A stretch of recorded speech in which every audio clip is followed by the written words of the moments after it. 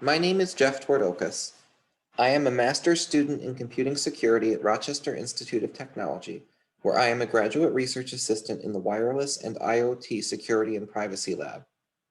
Today I am presenting our paper, Targeted Discreditation Attack Against Trust Management in Connected Vehicles, on behalf of myself and my co-authors, Jamie Panicki, Samantha Baker, Peter Carenzo, Professor Sumita Mishra, and my faculty advisor, Professor Hanif Rabari. Let's begin with a brief overview of vehicle-to-vehicle, or V2V, communications. V2V uses direct wireless communication to avoid scenarios like this one, where there is no visual line of sight between vehicles that often result in avoidable collisions. In V2V, vehicles send periodic basic safety messages, or BSMs, which can penetrate obstacles like trees or walls and allow for non-line of sight coordination to avoid collisions. This increases the situational awareness of all vehicles, with the potential to prevent an estimated 600,000 vehicle collisions every year in the United States alone, and correspondingly prevent hundreds of thousands of vehicular injuries and deaths on an annual basis. To ensure the safety and security of everyone involved, it is critical to authenticate BSMs and ensure that only authorized, legitimate vehicles are able to send valid messages. This prevents malicious actors from causing vehicles or drivers to react unnecessarily and potentially dangerously to false messages. Authentication is achieved through the use of digital signatures based on the IEEE 1609.2 standard for V2V security. Each signature is further supported by a public key certificate issued to the vehicle, ensuring that signatures can only be used by authorized vehicles. In this environment, when one vehicle sends a BSM, the other vehicle will first verify the message signature, then verify the sender's certificate, and only then act based on the message's information.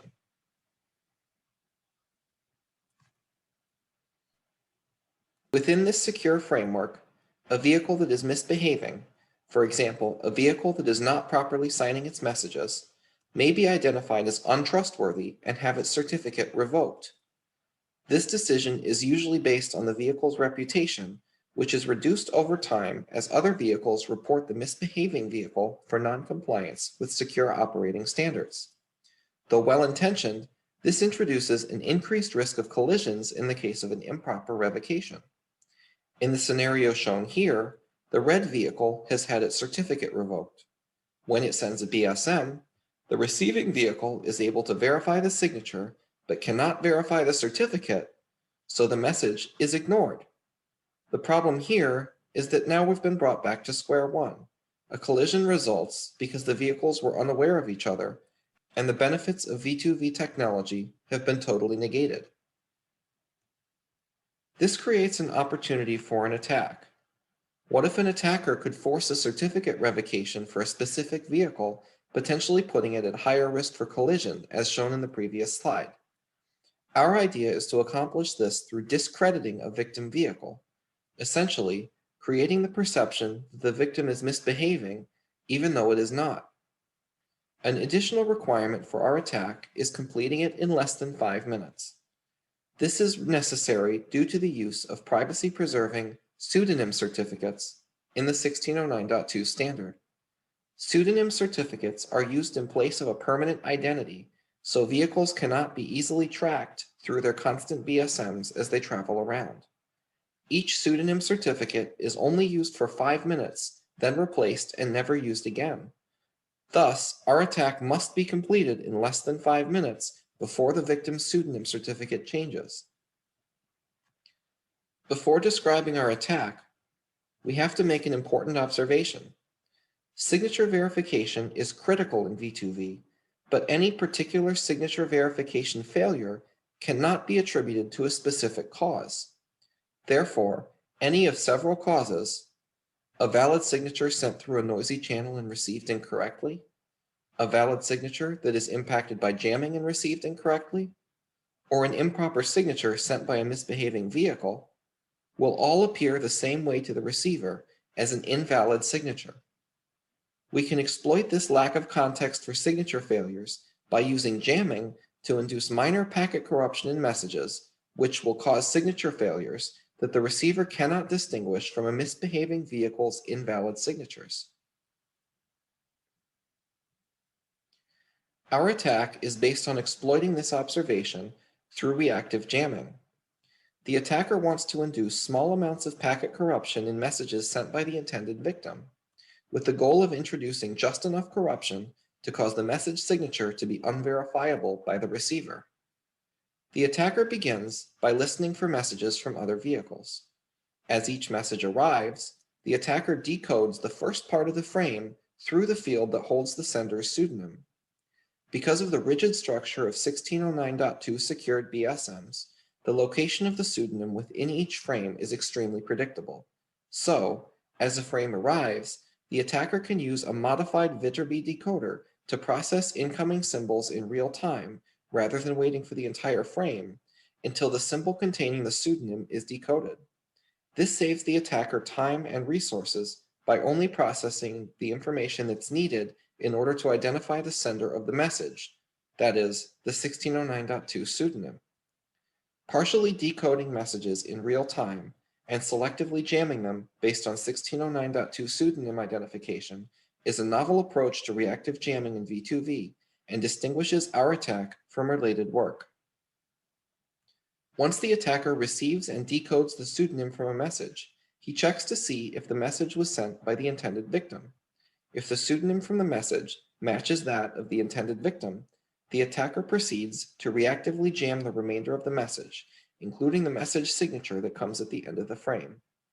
This process allows the attacker to jam messages from the intended victim and only from the intended victim, allowing the attacker to remain less detectable by not jamming messages from any other vehicles or infrastructure units in the area.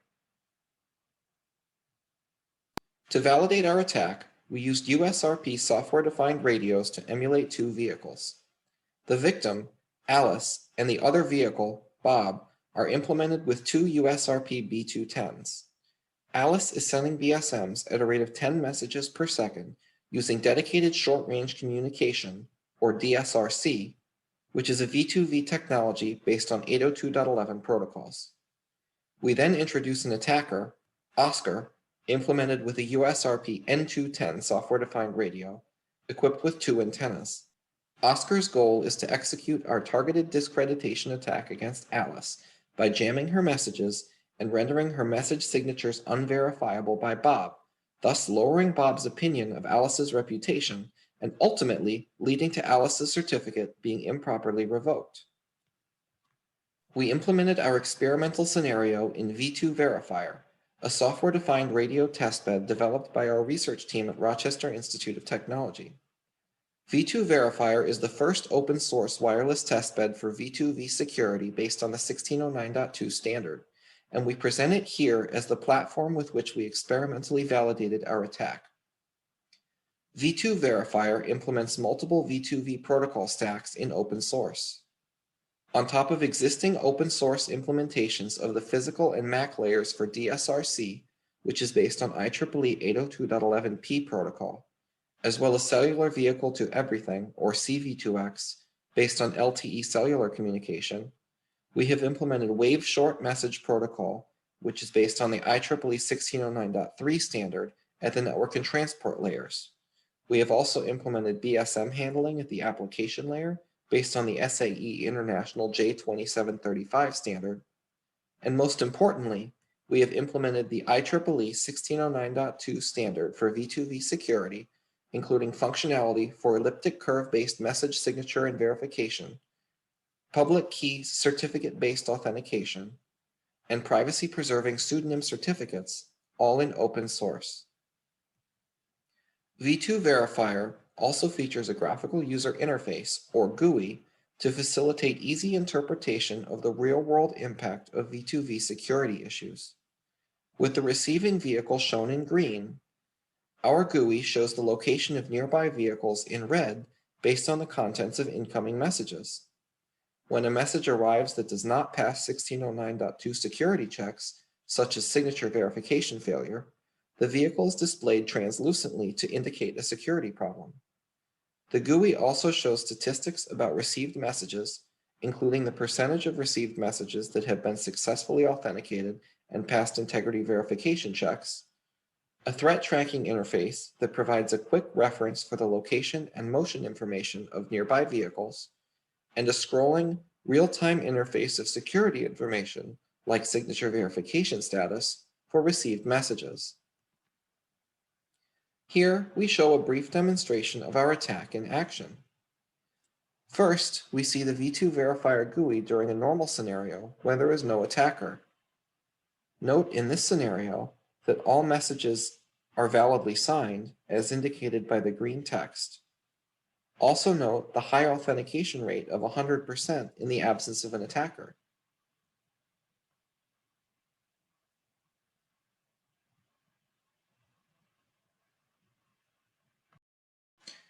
Our experimental setup for the attack is shown here. Alice and Bob, represented by USRP B210s, and Oscar, represented by a dual antenna USRP N210.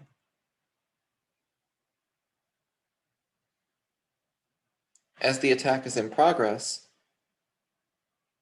a high number of invalid signatures are shown in the security message feed, as jamming is corrupting signatures and preventing Alice's messages from being received intact. Also note the incredibly low authentication rate of only 18% of incoming messages, as opposed to 100% in the scenario without an attacker. Also note the rapid drop in Alice's reputation as the attack proceeds.